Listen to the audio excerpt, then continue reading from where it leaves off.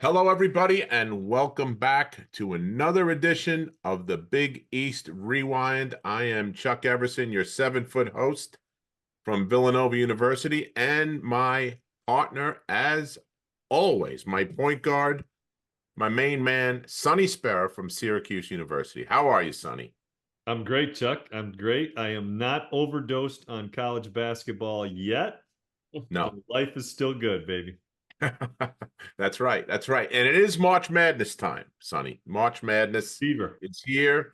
It's down to the Final Four now. And it's going to be some action both on the men's side and the women's side. There's going to be some great games this weekend, starting on Friday with the women's tournament. So, Yep.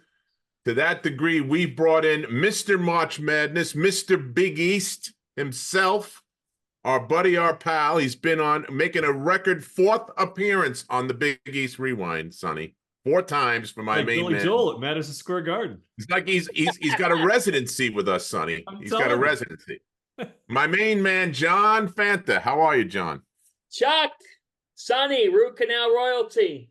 Guys, There he great is. to be with you. Happy Final Four week. It's April. It's not March anymore. It's April, but we still have madness. It's an unbelievable time for college basketball, and I am thrilled to be with you guys as we set the stage for Phoenix. Oh Pretty yeah. cool. I mean, yeah, man. And there's been some pretty awesome games so far. I mean, it never disappoints. This having played in it, and Sonny's played in March Madness too, and it never disappoints, man. There's always upsets, there's always big games, there's big, people come out of nowhere you don't expect. That's what makes it so much fun to watch. That's what it's all about. I mean, who would have ever thought that NC State would be standing here right now? Nobody. Yeah, They were nobody. 17 and 14. Their coach, guys, when we're talking about this sport, there are families involved here, especially with Yeah. the coaches. Like Kevin Keats and his family had to be uncertain of where he was going to be right now 3 weeks ago. Right. He likely was going to be fired. Now he's the NC State coach for the next 3-4 years at least Yeah, after just going signed an extension. Yeah. yeah, Yeah. exactly. So his whole life just changed. And nobody had NC State because you wouldn't have had them because you wouldn't have even considered them for the tournament before they won the ACC tournament. So, Well, you know what, John? I would say this to you though. They made a run through the ACC tournament that was very reminiscent of the 1983 Wolfpack team.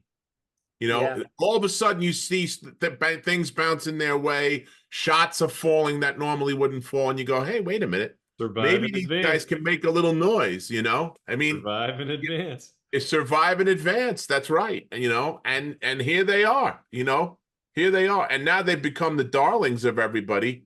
This kid Burns is he looks like he's playing in the park, like he's the old guy in the park playing against the young kids. That's what he looks like because he makes moves so effortlessly and just smart moves. Like Yep. like in Like the he's park, they setting said he's up. got an old man game Yeah, because he's setting up he's the out defense. thinking everybody. He sets up the defense. If you come at him, boom, he hits the guy. Oh, he's waiting for you to make a move and then he counterpunches. Yeah. he's a rolling refrigerator. He really is. He just he's got such a great feel for the game. And one thing that I think about with this Final Four, and I'm going to do something on this here shortly, is this whole art of we thought the big man was extinct. Well, right now, Nikola Jokic, I know, Chuck Everson. I'm going to shut this off right now. Yeah. Tell him, John. Preach. Preach, John. Joel Embiid and Nikola Jokic are leading the NBA in the MVP race. And in the college game right now, 3 of the 4 teams are big man oriented, and Zach Edey and Purdue, Donovan Clingan and UConn, and DJ Burns and NC State. I'm not saying those guys are all 3 of them going to the pros and going to flourish. I'm not saying that at all. I'm just saying I think that there's a place right now when everybody zigs, you zag. And we went to guard play in threes, and that's great. And Alabama is that. But there's something to be said about coaches evolving. And what's happening now is the traditional big might be staying in college longer, but who's to say the traditional big doesn't evolve in college? And I think we're seeing that here in this Final Four. And the teams run through their big man. Like they run their offense. I really think that UConn's game against Tennessee was not Tennessee. I'm sorry. Their strategy was, let's get the ball inside. Let's get the ball inside. And let's establish that he can score anytime he wants. Now, let's run a few things. Let's do a little bit of this. But you know what? When we need it, we can go right there. Yeah. It's a security blanket and so much more. You know, it really is. I'm fascinated to see Burns and Edey meet because they're so different in how they get things done. Yeah. And Burns is mobile for his size. I mean, to be 6'9", 275, and to move like he does, you know. And then for Edey, like, I just think that when you look at Zach Edey and you think of all the hate and criticism and jokes that this guy had to be on the receiving end of, that's where there's human nature to what we do, guys. I'm happy that he's here. We talk about him all season long. Good for him that he made it to the Final Four. First time that a player has led all of Division I in scoring and made the Final Four since Oscar Robertson in 1960. Wow.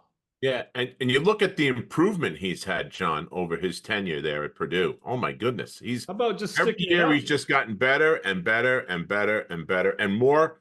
He looks like he's more comfortable in his own skin. Speaking as a guy who's 7 foot tall, you know, I mean, that's tough sometimes. And, you know, especially you're the center of attention, literally, you know, and when the ball don't go in the basket or when the team's not doing well, that's the guy they're looking at before anybody else. Yeah, this is my favorite note. He's the 4th player with 40 points and 15 rebounds in an NCAA tournament game over the last 60 seasons. The other 3 guys, Bo Kimball, Elvin Hayes, and Bill Bradley. You'd have to go back to the 60s to find guys that were doing anything. The game was different back then. Yep. So, right, Chuck. I mean, to be the focal point, to be the albeit. Now, the question is, we all know what the $1 million question is. The $1 million question is not if I'm getting fajitas in Phoenix. It's can anybody stop Connecticut? Yeah. I don't know, John. I mean, listen, their guards, I love the addition of Cam Spencer. You know, we get to talk to him at Big East Media Day. What a great kid. You know, he's got a quick release. You know, he gets the ball and can put it up with accuracy from anywhere, just about on anybody. Then you got Tristan and you got and the kid Castle, Stephon Castle. You know, those guys really, really push the tempo and they go inside out. They go into big clinging. When there was a big discrepancy in the inside with Illinois in that last game, you know, getting the ball into him, they pounded it into him, and then he was smart enough to kick it back. Now you've got open looks, and when you get open looks at this level, you can knock those down. It's difficult when you're coming off the run or coming off the dribble, but if you're standing and getting the ball kicked back to you, you got a good shot at making that shot. That's a good shot, in my opinion. Yeah, you're so right on Spencer. Yeah. Doesn't he feel like he's been there for 5 years? Yeah, it's scary. Yeah, he looks way too comfortable. Yeah, I mean, imagine if he had stayed. You know, or imagine if he had come in originally. It's like Dan Hurley had a kid, and it's Cam Spencer, another kid. His kid already plays on the team, but it's like he needs someone in his own image, and I just think they answer every question. John Gallagher, the head coach at Manhattan, he was at Hartford, good guy. He said to me, he goes, you know, you always had to play Danny's teams, and you had to win a bar fight. You knew you were going to be in a bar fight. He's like, now Dan's offense, you have to go to the library and study for a test. He goes, it's really hard to have to win a bar fight and study for a test at the same time. He's like, it's impossible. You could play a good game and still lose to them. And that's the truth, guys. We saw it in the Big East all year. I mean, I think it's fascinating in the Big East. You know, I'll rewind on the Big East rewind. That the last time we were talking about a team this dominant and this special was in the Big East. I mean, 2018 Villanova, we were having these discussions. And 2018 Villanova team put themselves in the conversation with the Kentucky of 96 and UNLV of 90 and the great Duke teams because they were that good and had that many pros. This Connecticut team can enter that echelon with 2 more wins. Georgetown 84. Yeah, another one. Yeah. Yep. Let's stick with the Big East for a second, because and I'm sure you're going to both agree with me, it was a huge slap in the face to only have 3 teams, and they have a 1 seed, a 2 seed, and a 3 seed. So they're not just 14 seed, 12 seed, 11. No, they were the top of the top, and they were in the top 5 to 10 teams all year long with Purdue, you know. And for them to kind of the league kind of got really shortchanged was very disappointing, and that still bugs me. Well, what's your thoughts on that? It bugs me too, and I've gotten some interesting messages and research from people who have gone deep into the weeds. I think that the main conclusion that I draw is nobody knows what the committee is looking for exactly. And Yeah. that's bad. The lack of transparency is bad. There's no transparency right now. There's no real protocol. I hear of KPI, being a metric that they look at. Well, KPI didn't like the Big East. The Net loves St. John's. KPI actually liked Seton Hall. The Net didn't like Seton Hall. What are they looking for here? Because to me, 3 teams is egregious. Now, how did it happen? Well, there was a clear-cut top 3, and the middle didn't rack up a ton of wins against that top 3, so that's what happened. Sometimes you have a parity-filled league, but you get 6 teams in, you got a bunch of teams in an 8-9 game, and that also doesn't really help your league. But this was disrespectful, particularly to Seton Hall. Now, Seton Hall deserved to be in the NCAA tournament and has showed it now in the NIT. They beat UConn. They beat Marquette. They went 13-7 in the Big East. The Big East has been around since 1979. Never has a team gone over 5 games over 500 and missed the NCAA tournament. They swept St. John's in the regular season, who I'm told that the net matters. St. John's was a net hovering around the top 30. What are we doing here? Why weren't they included in the field? And, the committee chair says, well, we value quadrant 1 wins. You do? Yeah. Virginia got 2. Yeah. Virginia got 2. Michigan State Providence got have? 2 or 3. The explanations, not only were they not transparent, it would have been a nice thing if they had some reasoning. I get that the bid stealers happen, but guys, you watch those first 4 games in Dayton. You can't tell me that one Big East team wouldn't have been better than any of those 4. And don't just tell me on resume, because it's not just on resume. That Providence had no bad losses and wasn't even in the first 4 out. How is that possible? Yeah. Yeah. Actually, it's good to see that it doesn't really bother you at all, John. That's good to see. And I don't like what I said it because you guys asked me the question. And I have, if you see me on social media, I have not been whining about this or ranting. No, I get you. I just think that only 3 was wrong.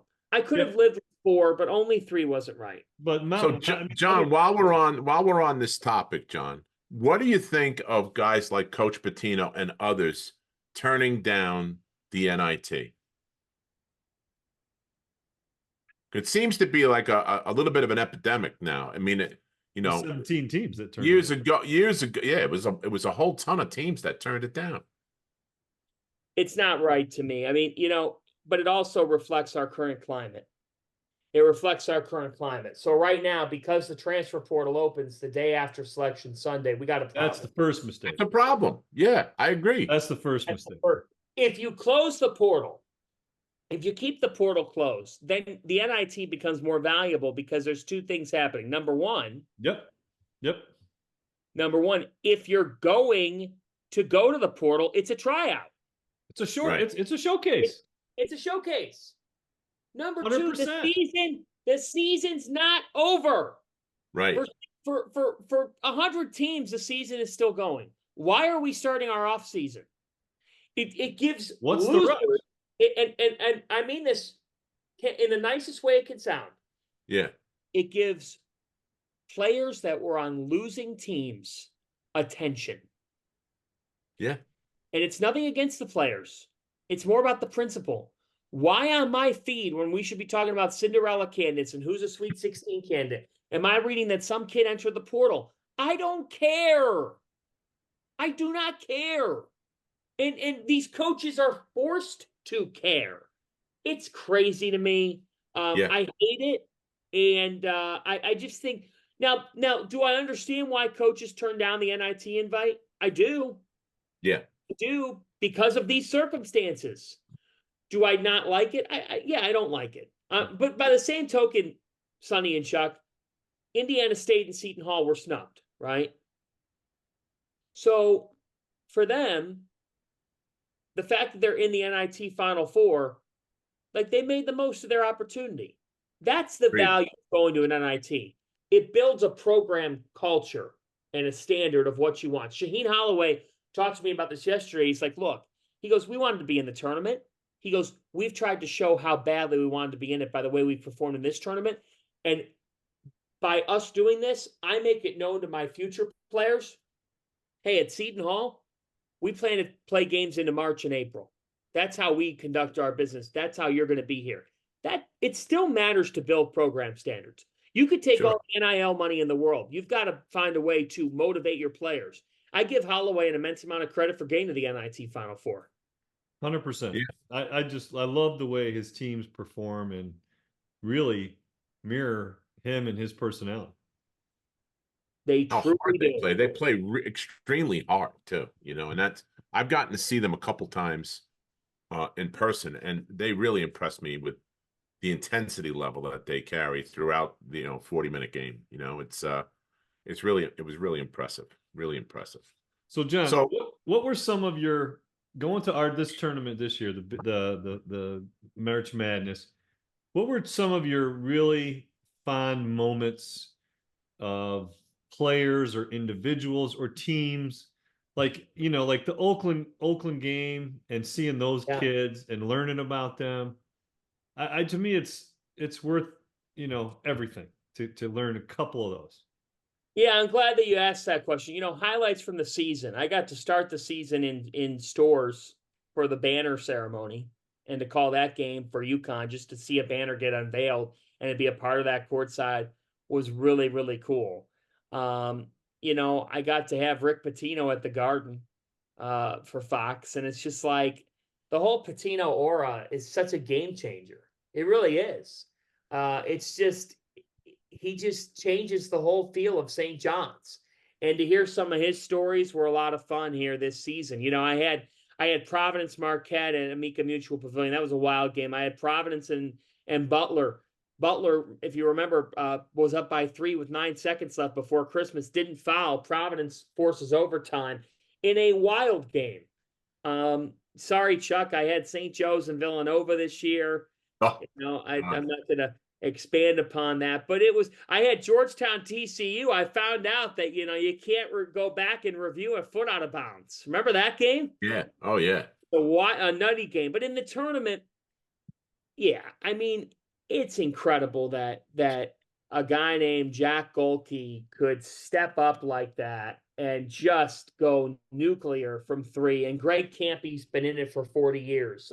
Yale, I went to the Ivy League tournament over at Levy and Jim at Columbia. What a scene. I felt like I was back in the 1980s. It was an incredible stage. The Ivy League, I want to shout out that league. They're doing a great job with their identity. They are.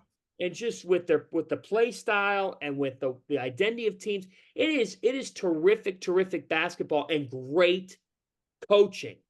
I saw Yale's FAU ability to win that Ivy League tournament was unheard of, how they pulled that off. I know Brown came this close to pulling off the unthinkable, but again, the coaching in that league, in the tournament itself, I mean, it's been such a fun, it always is a fun tournament, and it never fails. FAU Northwestern, I'm in Brooklyn. Of course they go to overtime, and Chris Collins, the job he's done the last couple of years, his emergence has been terrific to watch. James Madison, they lit the world on fire with our win over Wisconsin, and good for Mark Byington because he did a terrific job there. And what happens? He's a rising star, guys. He gets hired by Vanderbilt. I think he'll do a great job. But this tournament always delivers the goods.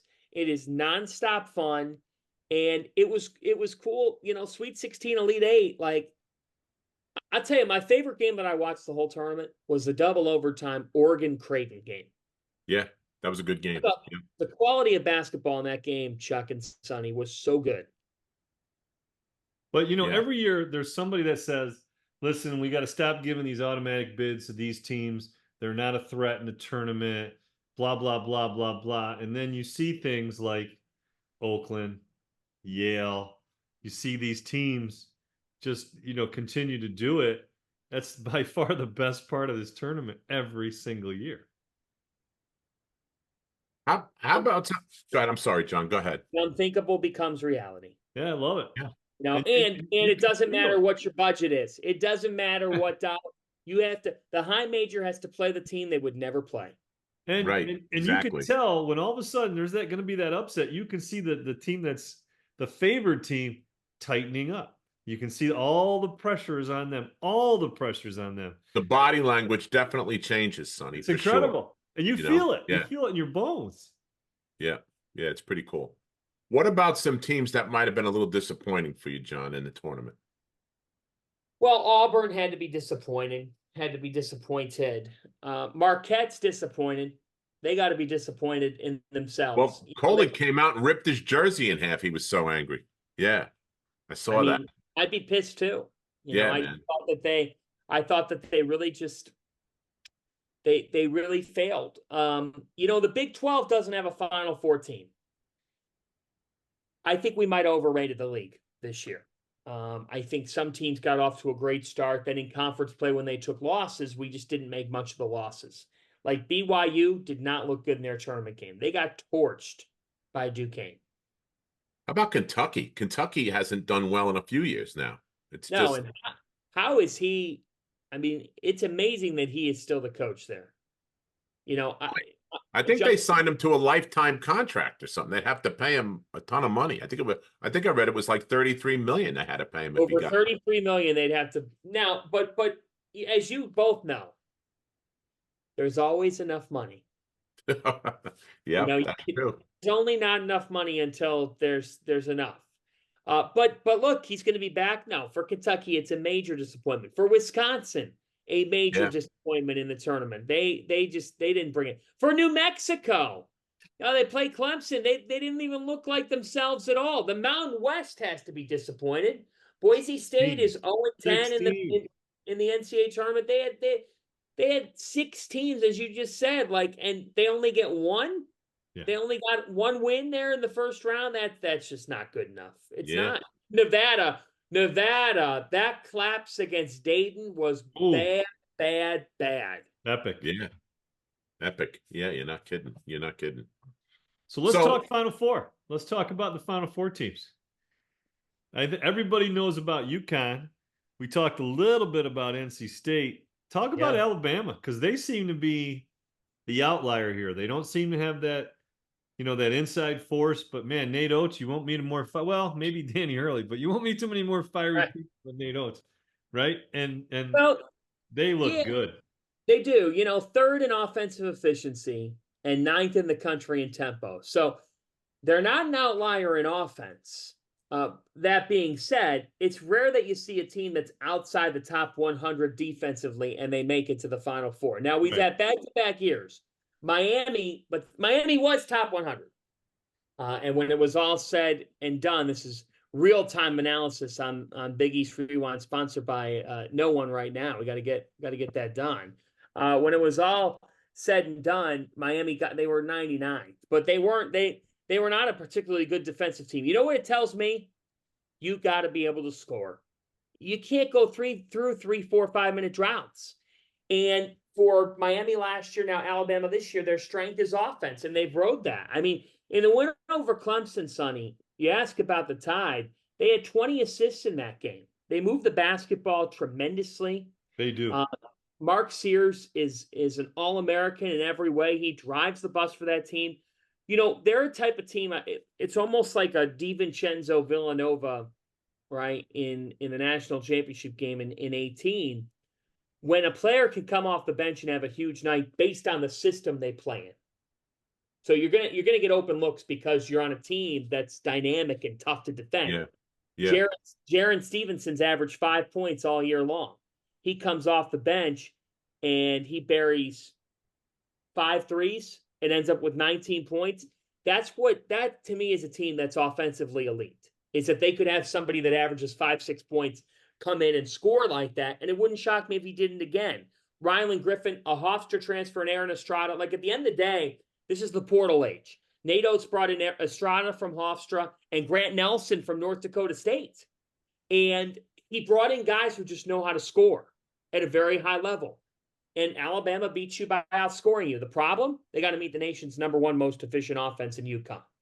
Yeah. Well, I'm going to go back because being a basketball coach, right, and you teach and you preach defense, and everybody that wins will always talk about their defensive side.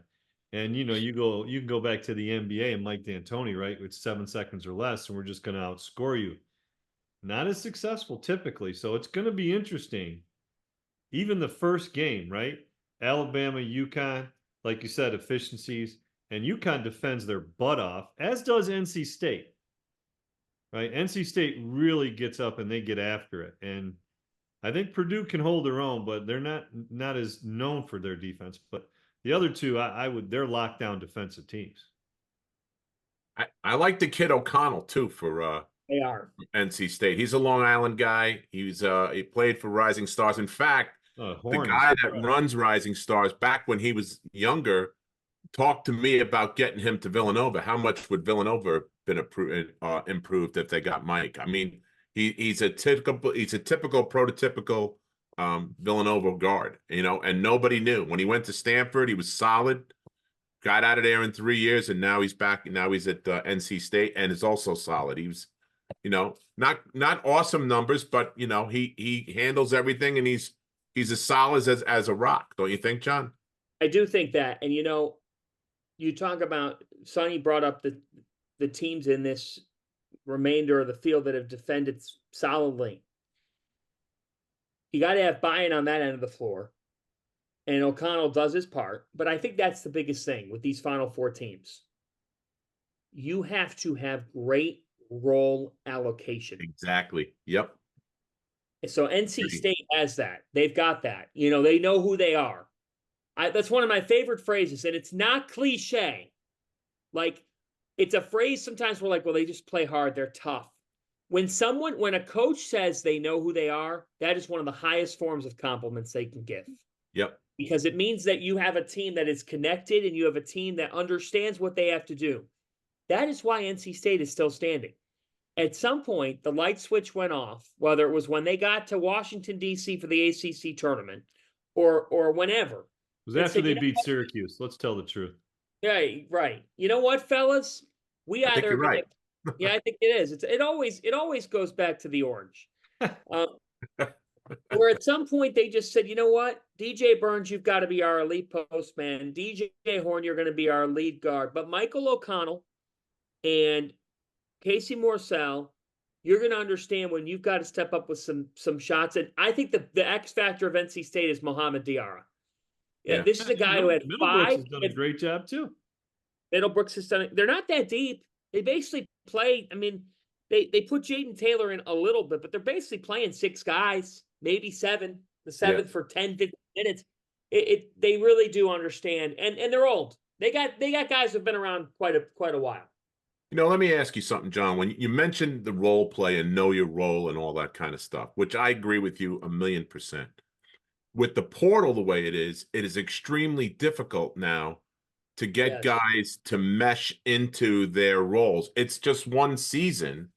And, what do you think, what makes a coach think that, okay, these guys will be able to mesh and these guys we're struggling with? Like there were guys at Nova this year that looked like totally out of place and when I saw them in the summertime, we had the summer jam, as you've been to that.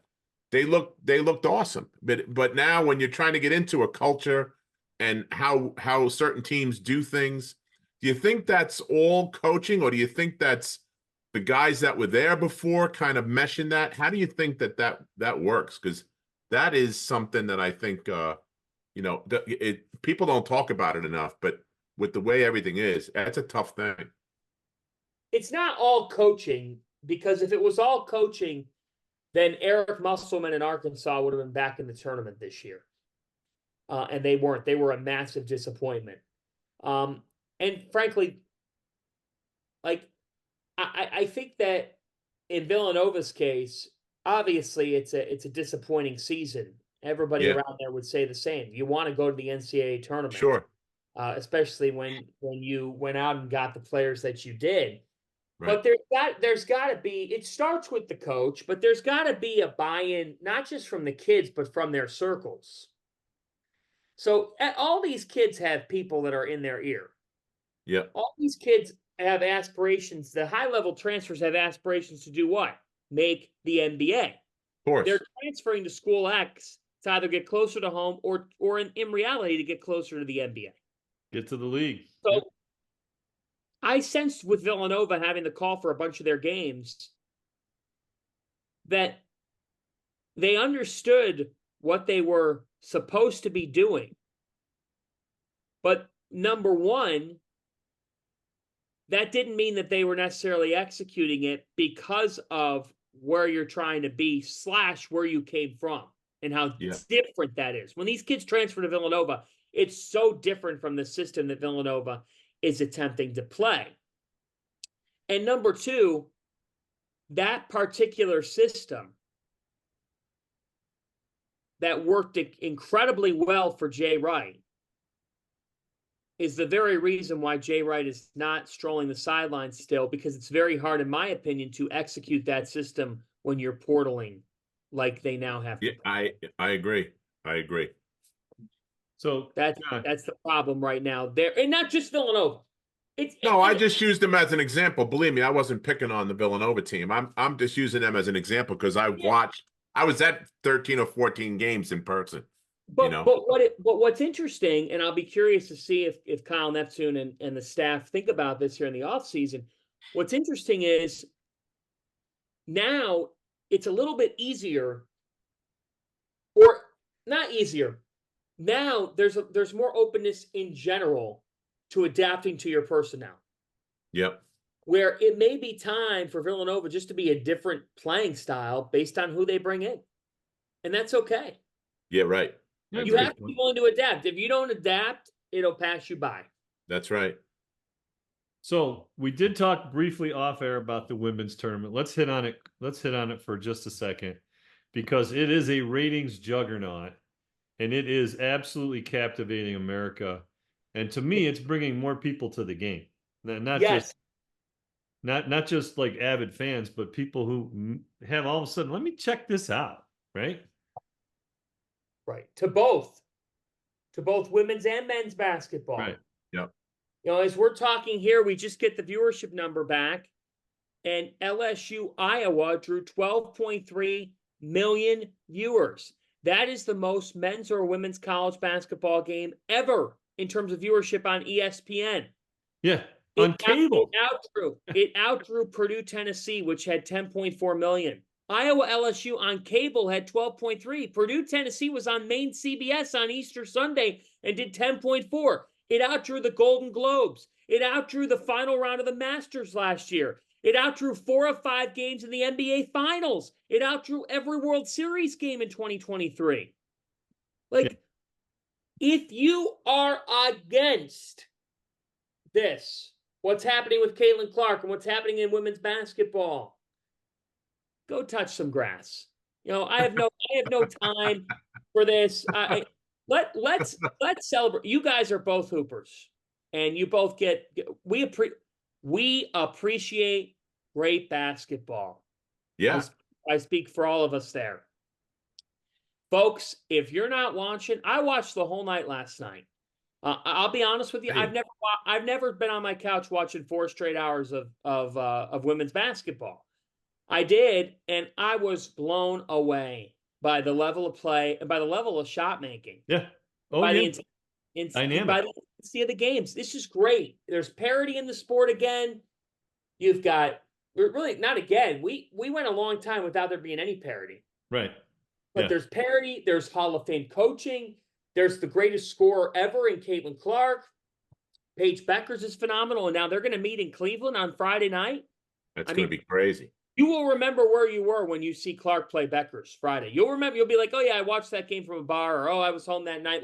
That's an event that is. So let's get predictions. Let's get the women's prediction first. I'll start. I got South Carolina meets Iowa in the final. So I got South Carolina beats NC State. Iowa's going to beat UConn, which is a tough call to beat Gino Auriemma.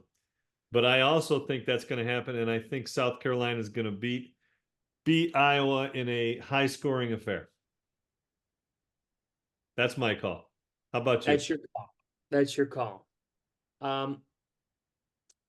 I believe the Gamecocks are going to lose in the semis. Oh, I think Coach Moore and his NC State Wolfpack shock the world, pull off a shocker. Wes Moore is a great coach.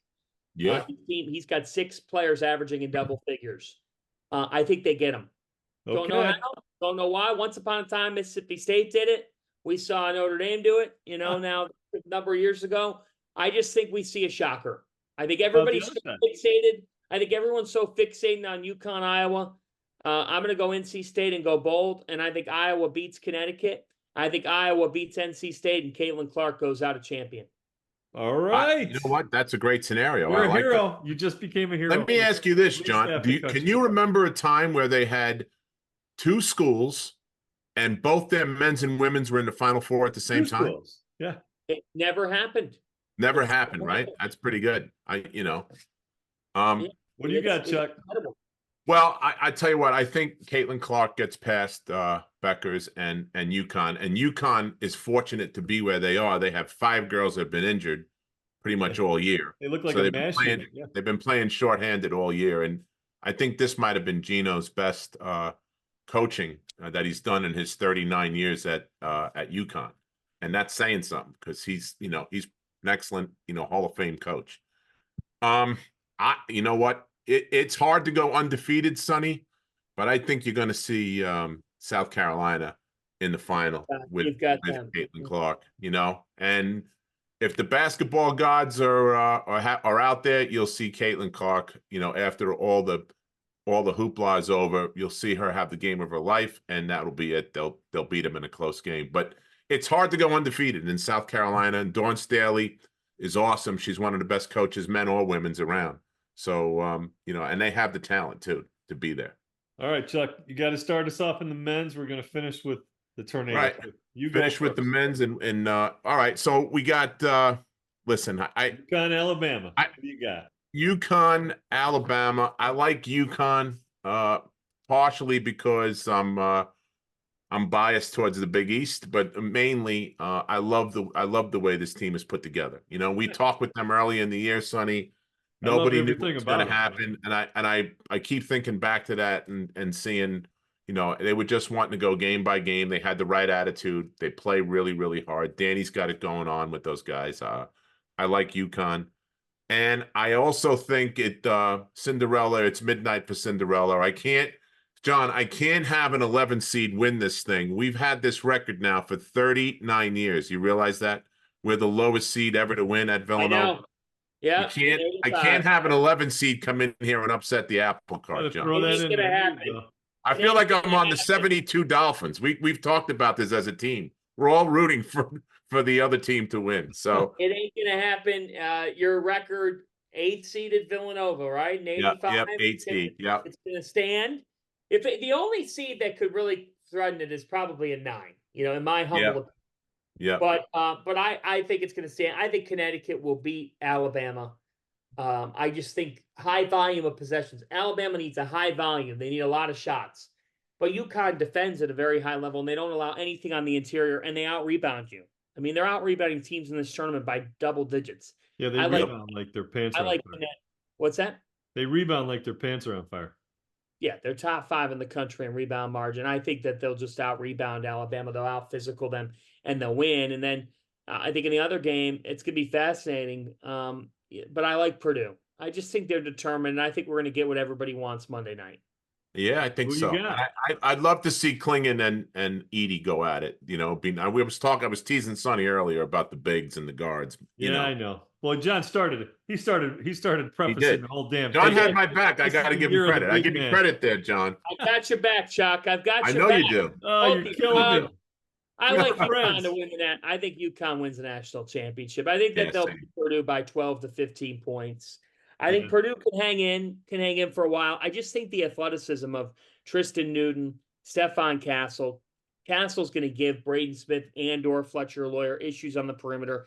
Purdue would need Mason Gillis and Lance Jones to have a really, really strong night to have a chance. But I just think at the end of the day, as long as Donovan Clingan stays out of foul trouble, I don't, and that's a big key. That would be the key, top number one key of the game. But if he stays out of foul trouble, and even when Clingan sits down, like Samson Johnson's quickness and burst could actually give Edey a couple of problems. The different look. The different look. I just think unless UConn has this is always one X factor to a Final Four, 3-point shooting in a football stadium. You know, but the thing is, UConn's such a good rebounding team. The Huskies are poised to win it all. I felt confident in them last year going into the Final Four. I know it was against a little bit of a weaker field compared to this year, but I hope we get UConn Purdue. I think it'd be great for men's college basketball. I think that UConn wins. Okay. I got UConn, NC State, and I got UConn winning it all. All right. That's my pick. Who you got, Chuck?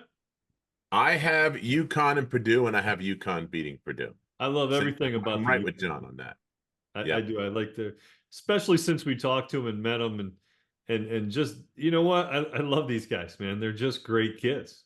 They're just great kids. But you know what, Sonny? I'll tell you this: you can't go by me because my brackets have been busted since the first Thursday of the.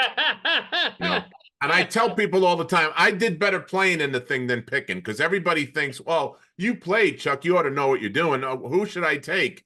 And then they call me back cursing me out because I was totally off base. So my original bracket, UConn is my only Final Four team that I picked. I had UConn, Arizona, UConn, Tennessee in the final, but I had UConn, Arizona, Tennessee, and Duke were my Final Four teams. Jeez. All right, so we're both bad. Tennessee. I had UConn, Arizona, Tennessee, and Houston.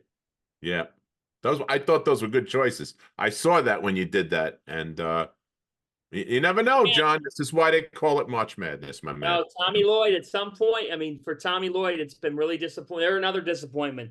If you're Arizona, and Lloyd's gone 88-20 as a coach, but 4-3 in the tournament, that's tough. Not good. Not good. On him now. Yep.